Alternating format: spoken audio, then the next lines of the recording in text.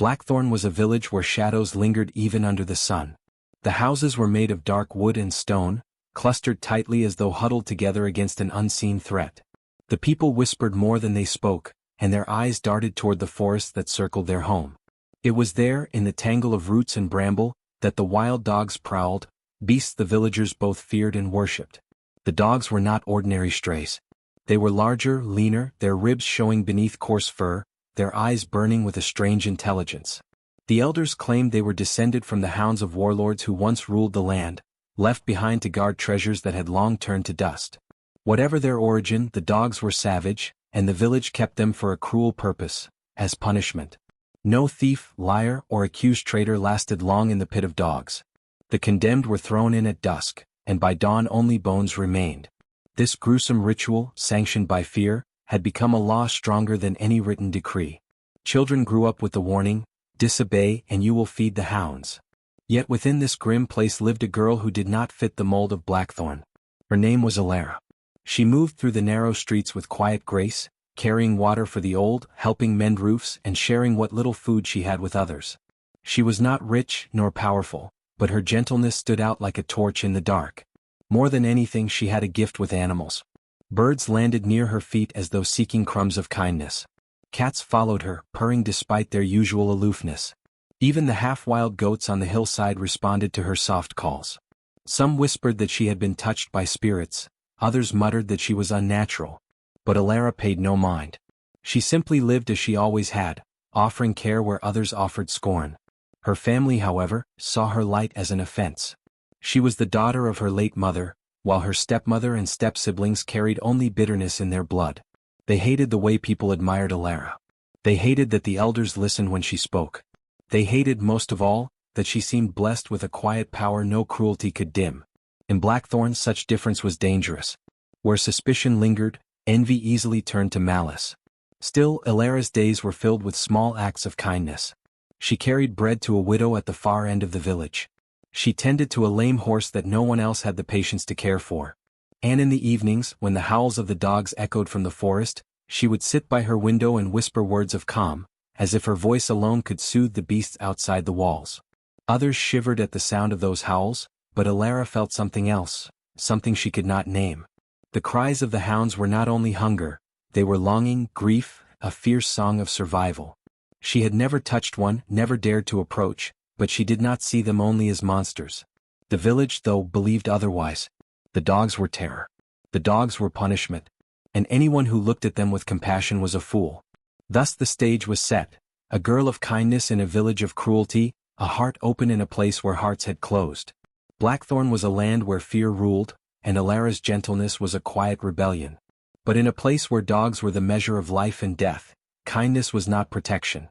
It was a spark waiting to ignite against the darkness.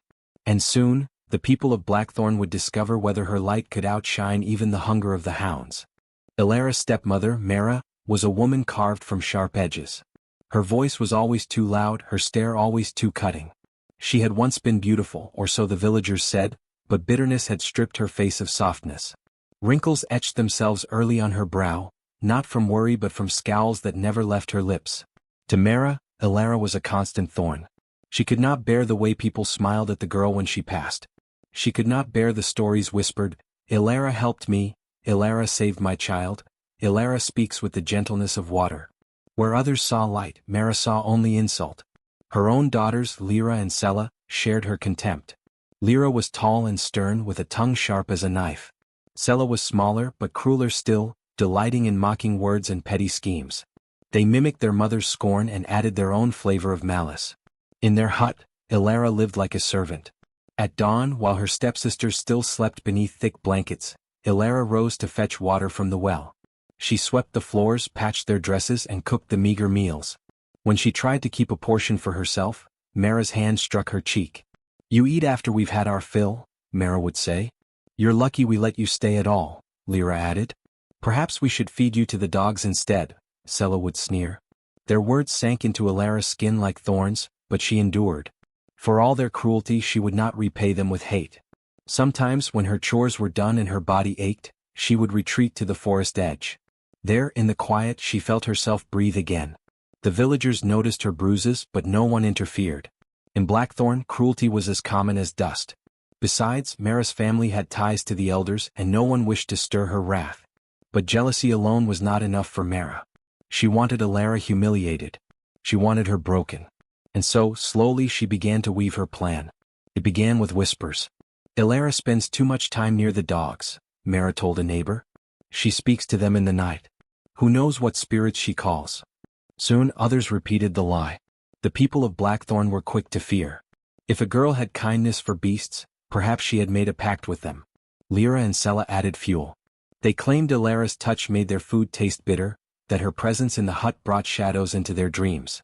A broken jar was blamed on her. A missing loaf too. Each falsehood, small by itself, built a larger story. Elara was not simply strange, she was dangerous. Elara felt the shift in the air. Where once the villagers smiled, now they watched her with wary eyes. Where once they greeted her, now they whispered behind her back. She bore it silently, though inside her heart tightened like a trapped bird. One evening, as the sky bled red with sunset, Elara overheard her stepmother speaking with the elders near the well. She must be tested, Mara said, her voice low but fierce. If she is innocent, the dogs will show mercy. If she is guilty, they will do what they always do. The elders frowned. Even they were hesitant. Few wished to condemn a girl who had done no visible harm. But fear was a powerful hand on their shoulders, and Mara knew how to press it. That night, when Elara returned home, her stepsisters were waiting by the door. Lyra smiled coldly. Did you hear, little dove? Soon you'll see the inside of the dog pit. Sella giggled, clapping her hands. I wonder if they'll tear you apart quickly, or slowly. Elara's breath caught, but she did not weep before them. She carried her fear into the dark of her small corner and prayed silently, not for her life, but for strength to endure what was to come. In her heart, though, something stirred. A strange calm like the stillness before a storm. She had always felt a connection to the wild, a thread that bound her to creatures others despised. Perhaps she thought that thread would hold when she needed it most. But as the howls of the dogs rose in the distance that night, she could not help but shiver. For in Blackthorn, no one had ever left the pit alive. The pit stood on the edge of Blackthorn, dug deep into the earth and ringed with wooden stakes. No child dared to play near it, no villager passed by at night. It was the place where hunters trained the fiercest dogs, and where criminals were sometimes thrown for punishment. By morning, bones alone remained. On the day of Elara's trial, the sky was bruised with storm clouds. The air itself seemed to shiver, as though the world knew what was about to happen. Villagers gathered in uneasy silence, forming a circle around the pit. Some came out of duty, others out of cruel curiosity. Mothers clutched their children's hands tightly, whispering warnings, "Watch and remember what happens to the cursed." Elara was led there barefoot, her wrists bound with coarse rope. Her stepmother walked behind her, face set in grim satisfaction, her daughters trailing close like shadows. She walks as if to her wedding, Sella hissed, watching Elara's calm steps. Let the dogs take her smile away, Lyra muttered. But Elara did not falter. Her heart thundered, yes, but her face was steady. She kept her gaze fixed ahead, refusing to give Mara the pleasure of seeing fear. At the pit's edge, the elders waited. Their robes of authority looked heavy on their thin shoulders. Elder Marin, the eldest among them, spoke. Elara, daughter of no name, you are accused of witchery, of summoning beasts to your will. Tonight the dogs of Blackthorn will decide your fate. If you are innocent, the spirits will protect you. If guilty, he did not need to finish. The growls rising from the pit filled the silence for him. Mara leaned forward, her eyes gleaming. Cast her in. Let truth be seen. Two men cut Elara's bonds and pushed her toward the ladder that descended into the pit. The wood was slick with old stains, but she gripped it and climbed down. With each step the growls deepened. At the bottom the air was hot with the stench of fur and blood.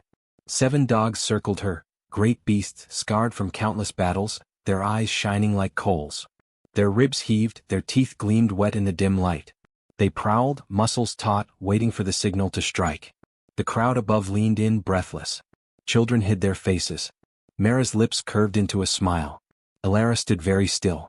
She remembered the forest, the time she had spoken softly to foxes, to birds, to strays that others chased away. She remembered how they never fled from her, how they listened. A thread connected her to them, it had always been there.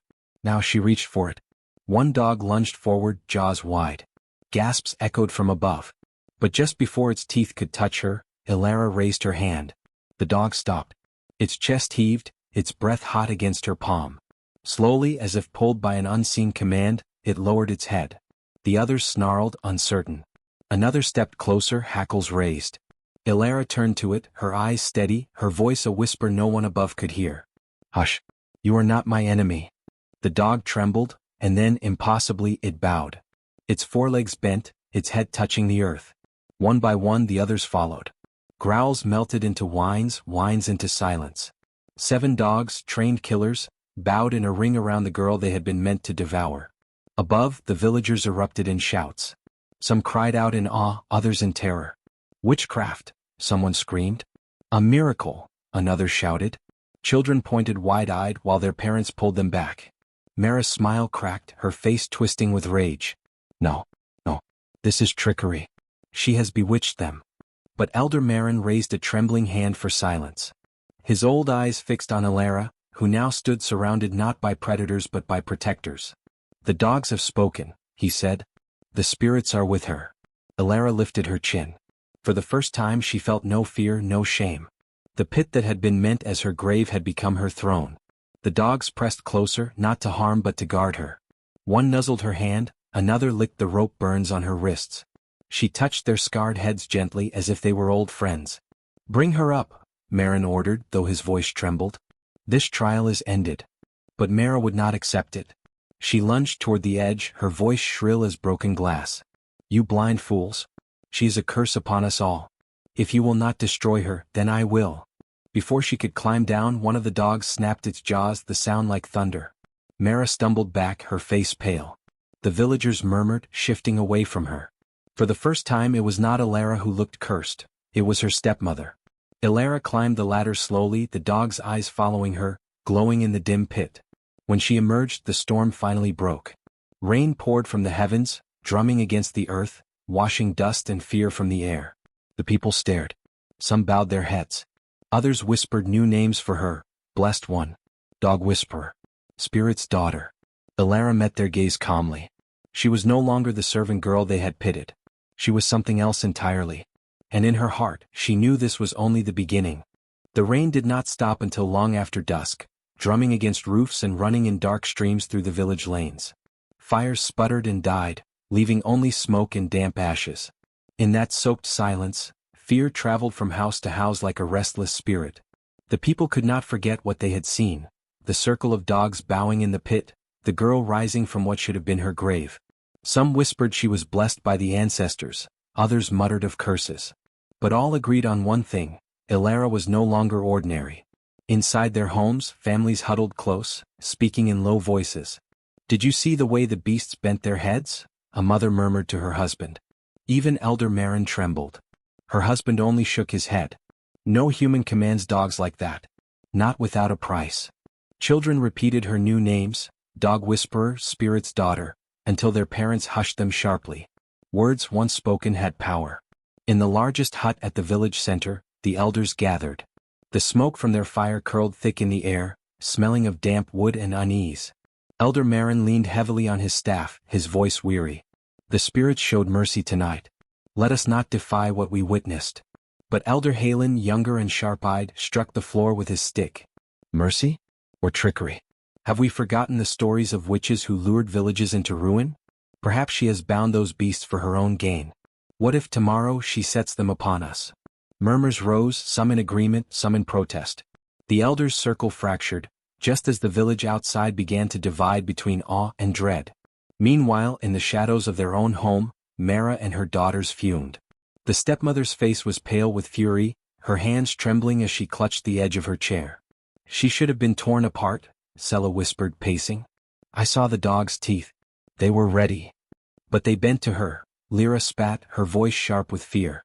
"They bent as if she were their queen." Mara slammed her fist against the table. "Do not speak of her so. She is nothing but a curse wrapped in a girl's skin. The fools call it a miracle, but I know better. Power like that is poison. If the elders do not end her, then we must." Her daughters exchanged uneasy glances. The pit had shown them a truth they could not ignore. Ilara was not as weak as they had believed. Yet Mara's voice left no space for doubt. Hatred burned too hot in her veins. That same night, Ilara sat alone in the hut that had once been her prison. The rain pattered softly against the roof, a steady rhythm that echoed her thoughts. Her wrists still bore the red marks of rope, but her heart felt strangely light. She replayed the moment in the pit, the heat of the dog's breath, the way their eyes softened, the weight of their heads bowing to her. It had felt less like command, more like recognition, as though they had always known her. "Why me?" she whispered to the silence. "Why now?" No answer came, but in the distance she thought she heard a faint howl, long and low, rolling through the wet night. The sound made her shiver, not with fear but with a strange sense of belonging. As the village slept uneasily, whispers threaded through the darkness. Some prayed for protection, some plotted vengeance, some dreamed of power. The air itself felt charged, as if the world was holding its breath. By morning the rain would stop. By morning the ground would be washed clean. But the divisions planted that night, between faith and fear, between Alara and her family, would not be washed away so easily. For in Blackthorn, nothing stayed buried for long. The morning after the rain, the village stirred with heavy silence. Mist clung to the fields, and the air smelled of wet earth and unease. People avoided each other's eyes, their tongues too heavy with unspoken thoughts. Yet one truth spread quickly: the dogs of Blackthorn had not returned to their keepers. Instead, they lingered at the edge of the village, pacing restlessly. Some sat beneath the trees, others prowled near the river, but none strayed far. It was as if invisible threads bound them to Alara. The hunters who had trained them tried to call them back, but the beasts only bared their teeth and turned away. Elder Marin, watching from the square, shook his head in quiet awe. "They will not obey us any longer," he murmured. "Their loyalty lies elsewhere now." Elsewhere meant Alara. She felt it before she saw it, the strange warmth prickling along her skin, like sunlight even in shadow. When she stepped outside her hut, the air seemed to still. From the trees, the 7 dogs lifted their heads in unison, ears twitching, eyes burning like amber stones. Slowly, cautiously they approached. Villagers peeked from doorways, holding their breath. Mothers pulled their children back, though none of the beasts bared their fangs. Alara did not move away. She knelt in the mud, her bare feet cold against the ground, and held out her hands. One by one the dogs drew close. Their bodies were scarred and lean, their muscles taut with strength, yet they lowered themselves before her. A brindled one pressed its head against her knee, another lay at her feet as though to shield her. Whispers rippled through the crowd. "They bow again. She commands them without a word. She is dangerous." Alara ignored the voices. She touched the dogs gently, running her fingers along their rough fur, feeling the ridges of old wounds. They had been treated as weapons, feared as monsters, but in their eyes she saw only recognition. They were not her slaves. They were companions, drawn to the same current that pulsed inside her. That night, when the village slept uneasy once more, Alara remained awake. The dogs lingered outside her hut, silent as shadows. She could feel their presence even through the walls, their breaths rising and falling with hers, their bodies curled like a living shield. She lay on her mat, staring into the darkness, and memory came to her. Long ago, before her mother's death, she had followed her into the forest. Her mother had spoken to birds, to trees, to streams, in the soft voice of someone speaking to friends. At the time, Alara had thought it play. Now she wondered if it had been something more. Was this her mother's gift? Or a burden she had passed on? She drifted into uneasy dreams. Flames flickered at the edges and shadows took the shape of dogs, wolves even, bowing beneath a moon that bled silver light. When she woke, her hands tingled, and the dogs outside howled as if they had shared the same vision. The following days deepened the bond. When Alara walked through the fields, the dogs padded after her, keeping perfect pace. When she entered the river to gather water, they lined the banks, watchful, patient. Children dared to follow at a distance, whispering and pointing, half afraid and half enchanted. "Will she teach them to speak?" one boy asked, earning a scold from his mother. "She has bewitched them," an old woman muttered. "No," countered another, softer voice. "She has freed them." Yet freedom for Alara brought chains of another kind. Mara's fury grew each day, fed by whispers that compared her stepdaughter to a queen. Sela and Lyra watched from behind corners, their envy gnawing deeper than ever. The more the village stared at Alara in awe, the more they began to recoil from her stepmother. One evening, as the sun dipped low and painted the huts with blood-orange light, Alara sat by the dogs in the meadow. The grass rippled like waves around them, and the sky darkened into violet. For a moment she felt peace, an echo of belonging she had never known before. But that peace broke when Elder Halen approached, his staff striking the earth with sharp rhythm. The dogs rose at once, growling low, forming a protective wall. "Call them off," Halen snapped. "Do you think we are blind, girl? You pretend at innocence, but beasts do not kneel to innocence. They kneel to power, and power corrupts." Elara stood slowly. Her hands trembled, though she held them steady at her sides. "I did not ask for this. I only survived what should have killed me." "Survived?" Halen scoffed. "No, child. You were chosen. And that is far more dangerous." The dogs snarled louder, but Elara lifted her hand and they stilled. She met Halen's gaze, and for the first time her voice did not waver. "Perhaps chosen things are not always curses. Perhaps they are shields." Halen's eyes narrowed, but he said no more. He turned and left, his mutter carried by the wind. Shields cut as deeply as swords. When night fell, Elara sat again with the dogs, her heart heavier than before. Their bodies pressed warm against her, their eyes glowed in the starlight, and she realized something terrifying. The village no longer saw her as one of their own. The village saw her as something other. And soon she would have to decide whether that otherness was a gift to protect them, or a fire that would consume them all. The moon rose full and pale, its light spilling across Blackthorn like a silver blade. The storm had passed, yet unease still clung to the air, heavy as smoke. No one sang around their hearths that night, no laughter carried across the fields. Instead, shadows gathered in the elder's hut, summoned by the weight of fear. The council fire burned low, casting flickering shapes across the wooden walls. Elder Marin sat at its head, his lined face illuminated in soft orange. Around him, the others leaned close, voices hushed but sharp. "She walks among us with beasts at her heels," said Elder Halen, his voice carrying the bite of accusation. "Already the dogs will not obey their masters. What will happen when she turns them upon the rest of us?"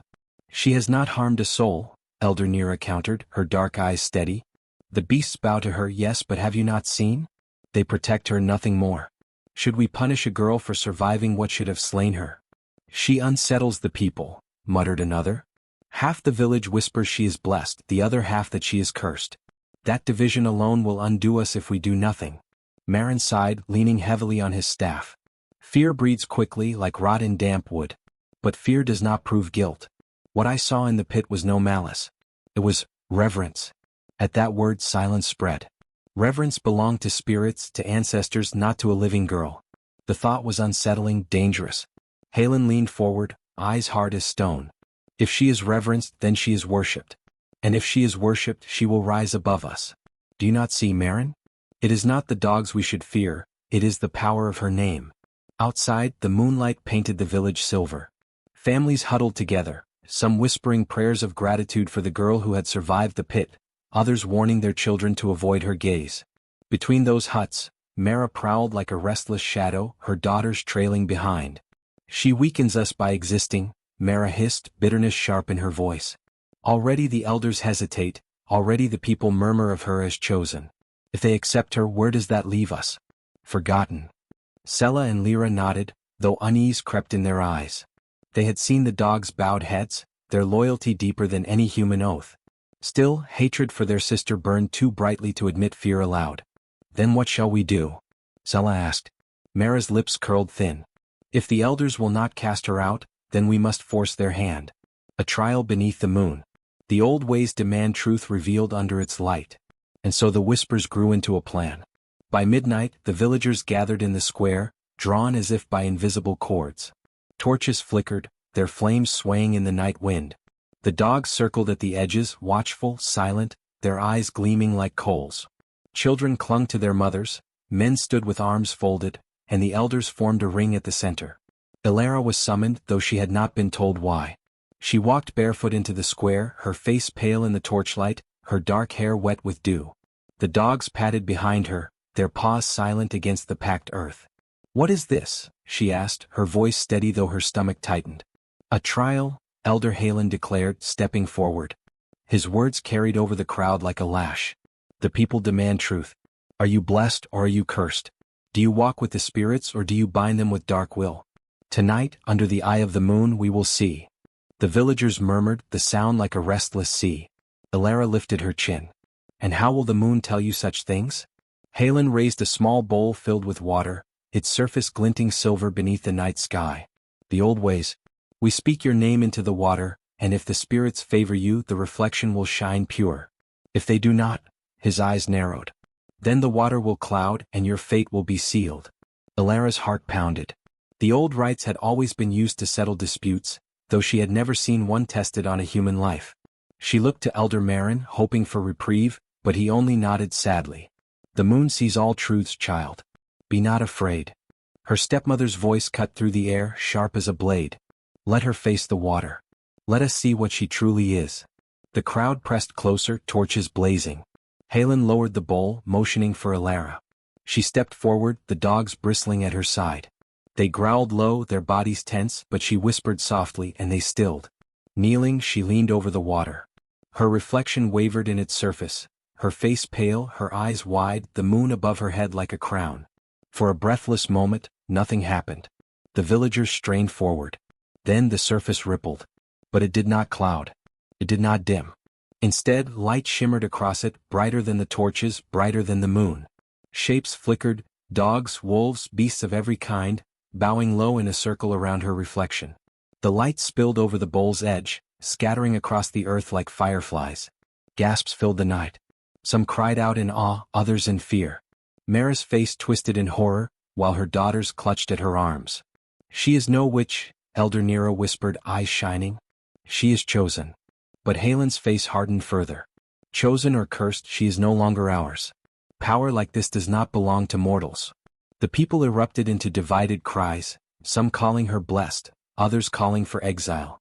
The dogs snarled at the noise, their bodies forming a wall around Elara. She rose slowly, the moonlight blazing against her skin. I did not choose this, she said, her voice carrying above the clamor. But I will not be broken by it. You fear me because I survived. You fear me because the spirits see me. But know this, whatever I am, I will not turn against those who walk with truth. The crowd fell into uneasy silence. The torches sputtered, the bowl of water glowed faintly, and the moon seemed to hang heavier in the sky, listening. And in that silence, the fate of Blackthorn shifted again, though none could yet name how. The night after the trial, Blackthorn lay restless. Some huts were lit by lamps burning long into the dark, others shut tight against whispers of spirits and curses. The village itself seemed to hold its breath, waiting for dawn to decide what must be done with the girl who had survived the pit and called light from the moon's bowl. Elara sat outside her small hut, the dogs gathered close like shadows stitched to her. Their warmth pressed against her sides, their steady breathing soothing against the weight in her chest. Above, the stars glittered, cold and countless. Why me? She whispered, staring upward. The dogs shifted, one pressing its head into her lap. She stroked its ears absent-mindedly, a fragile thread of comfort. She thought of her father, how he once said the world had strange ways of choosing. The river carves the stone not because it is strongest, he had told her, but because it never yields. Perhaps that was all she had done. She had not yielded. But would the village see it that way? Footsteps approached. Elder Marin emerged from the shadows, leaning on his staff. The dogs stirred but did not growl, they knew him. He lowered himself onto a nearby log with a grunt, watching her in the silver light. You carry a heavy name now, child, he said softly. Heavier than you asked for. I never wanted it, she replied. Her voice cracked, but her gaze was steady. I just wanted to live. Marin nodded, eyes reflecting torchlight from afar. The people are split. Some would kneel, others would cast stones. Fear and awe are twins and both have sharp teeth. He paused. But tonight the choice may not be theirs alone to make. As if summoned by his words, a low growl rippled through the pack. The dogs rose, ears pricked, bodies tense. From the far end of the square came shouts, men's voices raised, harsh with anger. Torches flared and figures emerged, carrying ropes, blades and axes. It is time, muttered Marin grimly. The mob advanced, faces twisted in fear and fury. At their head strode Elder Halen, his eyes cold and burning. This ends tonight. Halen cried. She has bewitched the beasts, bewitched the water, bewitched our people. No child should wield the power of gods. If the elders will not cast her out, then we, the people, will. The crowd roared in answer, their torches waving like firebrands. Women and children peered from doorways, some weeping, others silent. Elara rose slowly, her hands trembling though her face remained calm. The dogs pressed close, their hackles bristling. For a heartbeat she thought they might attack. But instead something stranger happened. One by one they lowered themselves to the earth, not in readiness to leap but in reverence. They bowed their heads low, their bodies pressed flat against the ground before her feet. Their whines rose like a mournful song, echoing through the square. The mob faltered. The torches wavered. "What is this?" someone gasped. The dogs rose as one, forming a circle around Elara. Their bodies moved with uncanny precision, no command spoken, no gesture given. Then in unison they threw back their heads and howled, a sound so deep and resonant it rattled the very earth. The howl was not hunger nor rage but vow. Elder Nira stepped forward from the crowd, tears glinting in her eyes. "Do you see? They swear to her. Not as master, not as witch, but as guardian. They have chosen her." The villagers murmured, torn between awe and dread. Some fell to their knees, clutching charms against their chests. Others shook their heads, backing away as if the very air burned. Elara's heart pounded, her breath shallow. She had not asked for this, yet she felt the weight of it settle on her shoulders. The pack's oath was not a gift she could refuse. "Listen," she called, her voice carrying over the unsettled cries. "You fear me, but I have harmed no one. I did not summon them, they came. I did not command them, they chose. If they bow to me, it is because they see something beyond my own strength. And if they guard me, then they will guard this village too, if you allow it." Her words struck like a hammer against the fragile silence. Some looked to Halen, others to Marin, others to the dogs still encircling her with unbreakable loyalty. Halen's face twisted with fury. "You cannot bind a village's fate to beasts," he spat. "It is blasphemy." But before he could speak further, a sound rose from the far trees, a chilling, drawn-out cry. The villagers froze, torches flickering in their trembling hands. Another cry followed, deeper, closer. Wolves.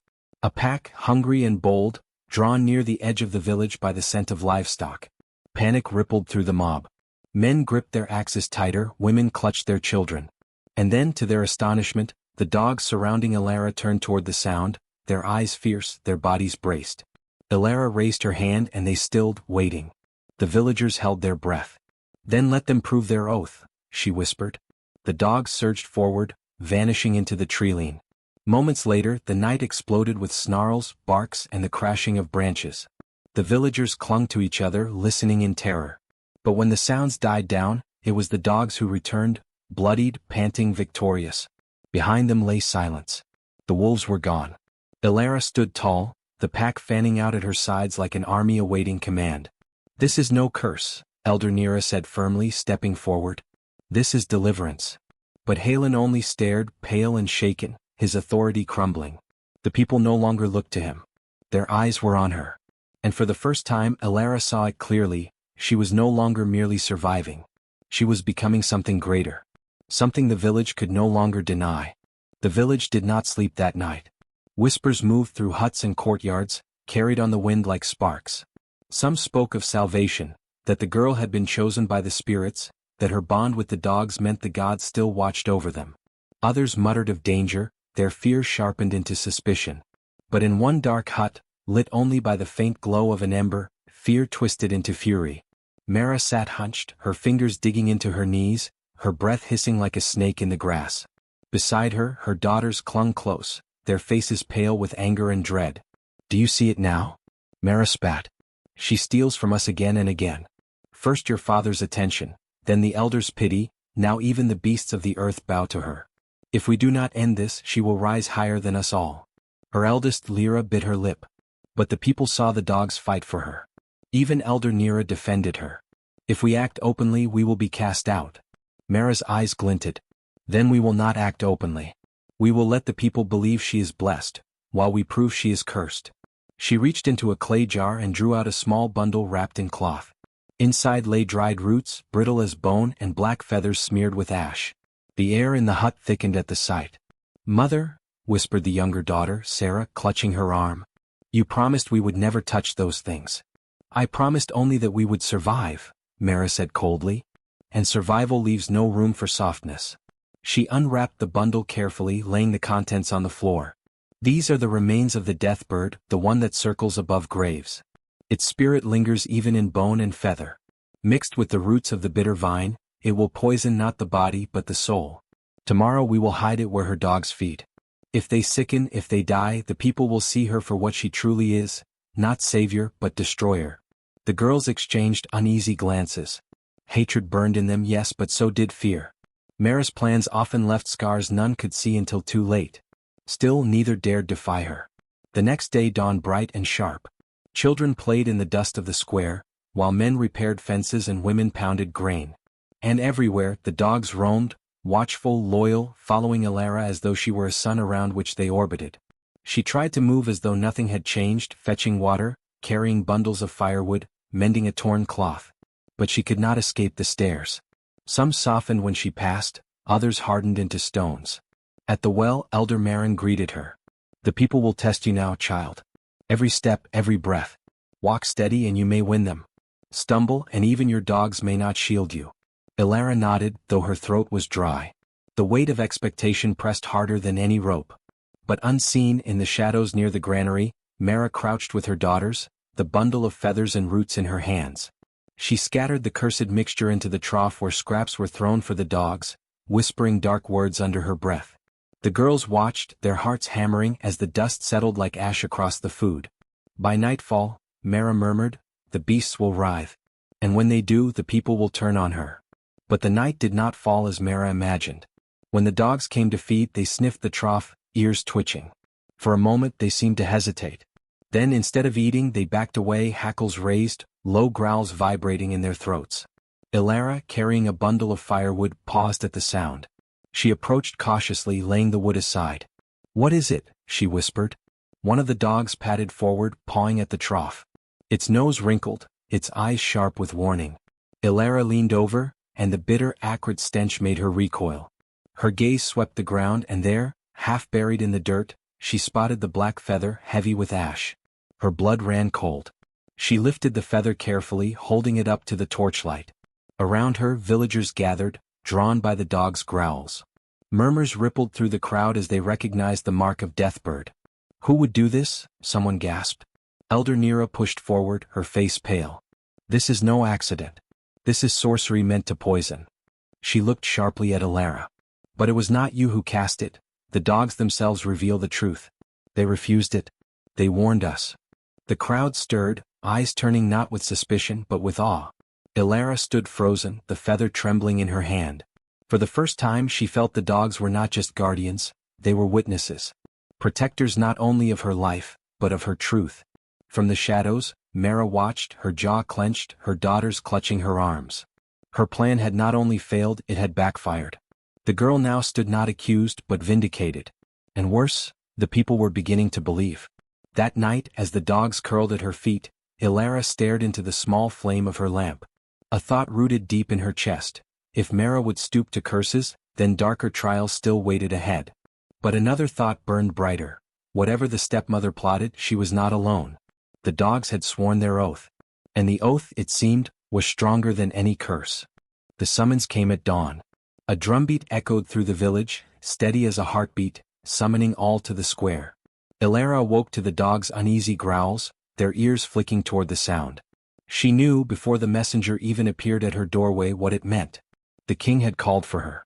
By midday she was led in chains through the dust road that wound toward the great city, her dogs pacing alongside though villagers tried to drive them back. The guards cursed, swinging their staffs, but the animals would not be moved.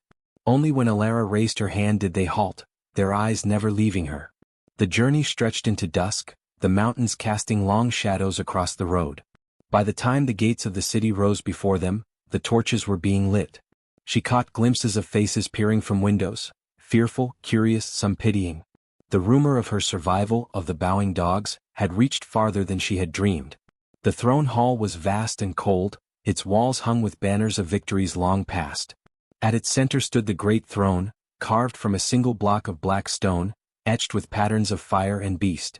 Upon it sat King Haroun, a man whose face was carved with lines of age and burden. The court gathered, nobles in robes of silk, priests with their talismans, guards with their polished spears. And at the front, thrown forward like a lamb to the altar, was Elara. Her knees struck the stone floor.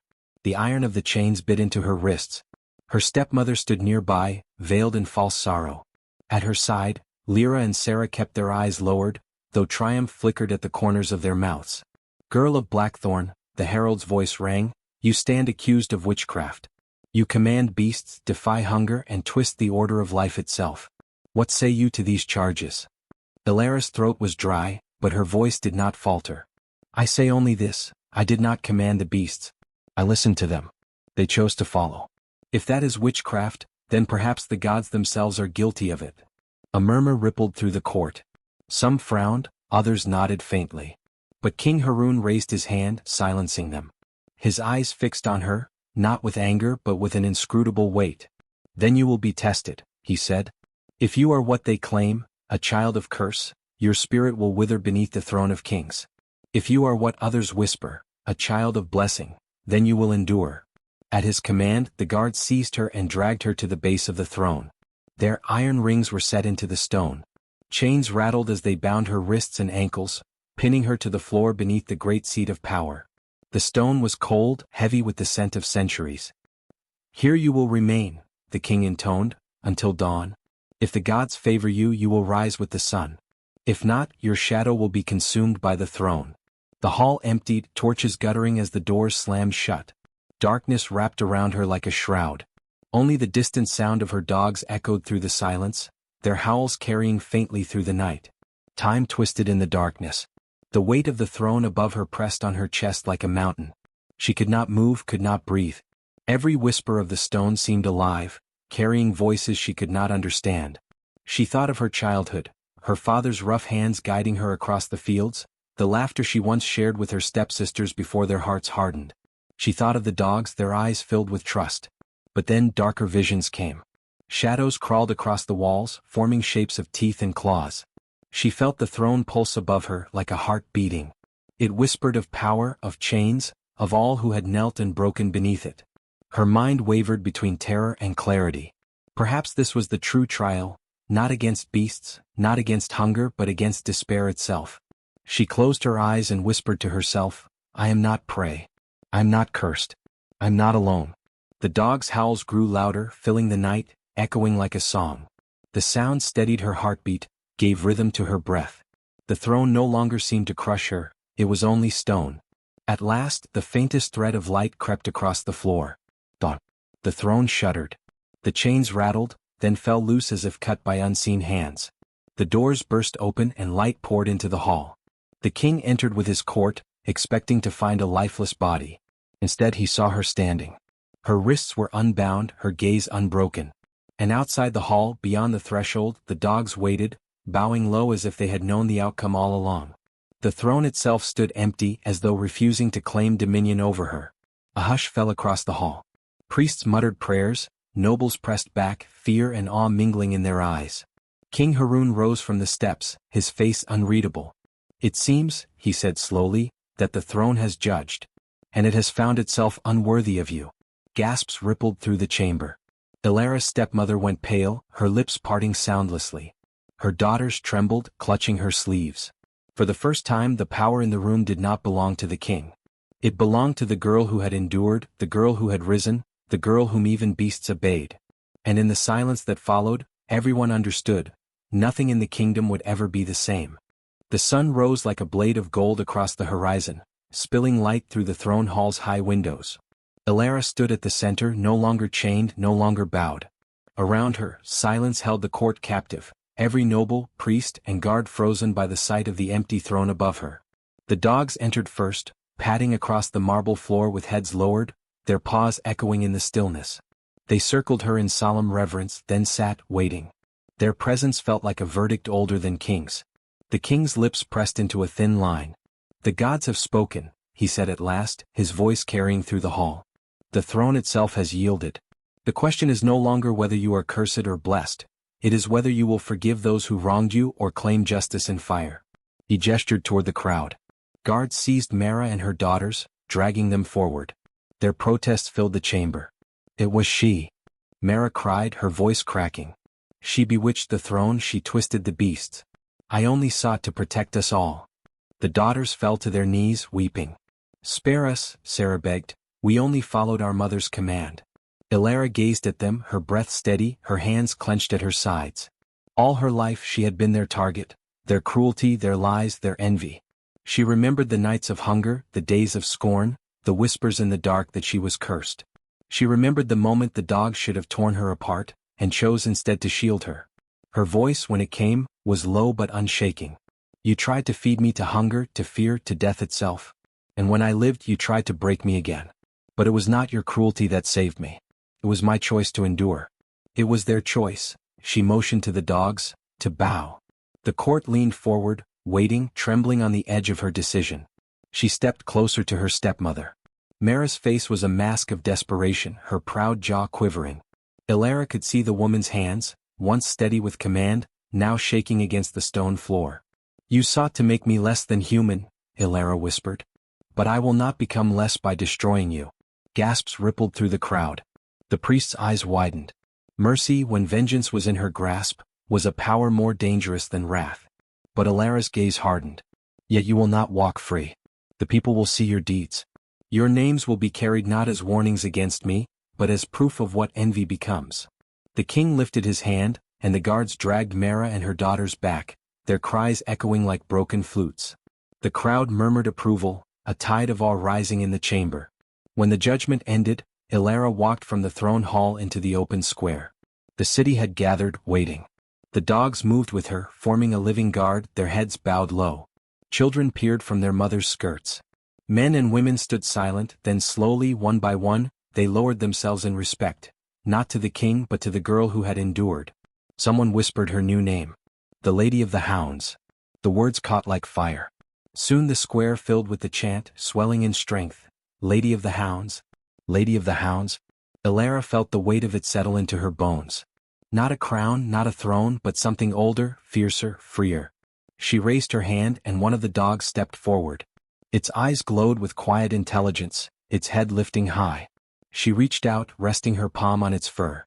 From this day, she said, her voice carrying over the crowd, there will be no more hunger pits. No more punishments of beasts and blood. These hounds, once used for fear, will guard us instead. They will protect the weak, and in their strength we will find our own.